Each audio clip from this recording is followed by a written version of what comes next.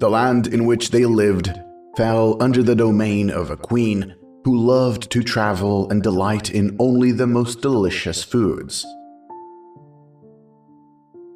One day, the queen journeyed to a country across the sea.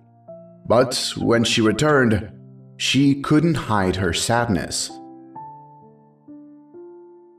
While across the sea, in a land not hers, the queen was served for breakfast the savoriest of cheeses, for which she could not shake from her palate. The cheese had a crust with a reddish tinge, inside soft and velvety, and its taste piquant and invigorating. The queen wished to know the secrets behind the cheese, but its makers refused her many pleas. But upon her departure home, its royal majesty presented her with a very generous gift: rennet sourdough, the source of the cheese she so much enjoyed.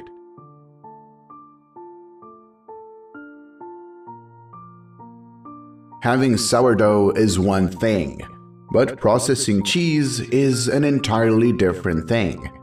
You see, it's no living soul outside of the cheesemakers could possibly know the much-guarded recipe. The queen gathered her ministers and ordered that 2 of the best cheesemakers in the country be brought to her palace. That's how our cheesemakers ended up in the palace, in the presence of the queen herself, who looked at them and said, "I wish to have royal cheese for breakfast, so I will give you a sourdough starter, and must concoct a recipe yourselves. I shall give you 2 years. Whoever comes up with it first will be honored with the title of royal cheesemaker and will be handsomely rewarded. But whoever fails will be stripped of the title of cheesemaker and expelled from this land forever." The cheesemakers were saddened by what they heard, took the sourdough, and went home. The first cheesemaker was visibly upset. He dropped his hands and asked, "What am I to do? Try in vain? Even with this sourdough, I will never find the right technology to accomplish such a feat." The second cheesemaker didn't waste any time. He hid the rennet deep in a locked cellar and went on a journey across the sea. For days he searched and searched for the royal cheese in this foreign land, but found nothing.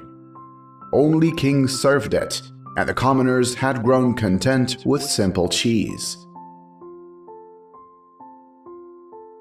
That is until luck smiled on him. When he was visiting a small village market, he caught sight of a woman struggling to carry her many baskets and so offered his help. The woman happened to be buying vegetable for the Majesty's kitchen. And from this act of generosity, the cheesemaker became a porter for the royal household, and then a dishwasher. He spent a lot of time in the kitchen and studied the royal chef as he cooked. While cleaning the cauldrons in the kitchen, the cheesemaker smelled a familiar aroma. It was coming from the palace's cheesemakers, who had just begun brewing the royal cheese.